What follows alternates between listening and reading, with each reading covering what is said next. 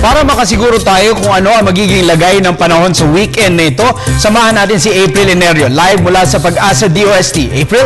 Salamat, Atty. Mark. Sa ating balita, may panibagong sama ng panahon na naman ang namataan na Pag-asa ngayong hapon. Alas 4 nga ng hapon, namataan ang low pressure area sa layong 840 kilometers southeast ng Mindanao at hindi nga po natin yan nakikita dito sa ating MTSAT. Ayon kay Pag-asa Weather Forecast Fernando Cada, sa kanilang map discussion kanina, ang naturang sama ng panahon ay nasa labas naman ng ating PAR, pero itong mga kaulapang nakikita natin dito, yan ang trough o ang extension na nga ng mga kaulapan ang kasalukuyan nagdadala ng mga pag-ulan sa ilang bahagi na Visayas at Mindanao. Pero anya, mababa naman ang tsansa nitong ma-develop na isang bagyo at inaasahan na in 6 to 12 hours ay malulusaw rin ito.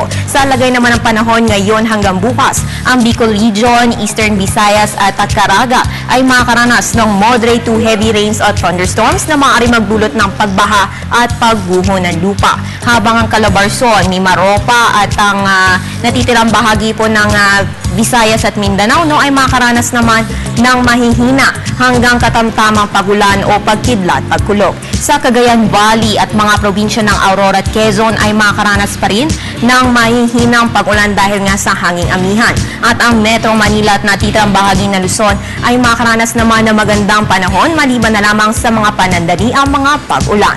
Sa iba pang balita, magiging maalon hanggang sa napakaalon pa rin ng mga karagatan lalo na sa Hilaga at silang bahagi ng Luzon. Kaya't patuloy pa rin po ang ating pag-aabiso na delikado ang maglayag lalo na sa maliliit na sasakyang pandagat dahil nga sa surge ng northeast monsoon. Samantala sa weekly outlook naman na inilabas na Pag-asa, magiging maulan pa rin sa may Bicol Region, Eastern Visayas, Caraga at Davao sa mga susunod na araw. Habang ang Cagayan Valley, Aurora at Quezon, Bicol Region at Eastern Visayas ay makaranas naman ng mahihina hanggang katamtamang pagulan dahil naman sa papalapit na tail end of a cold front.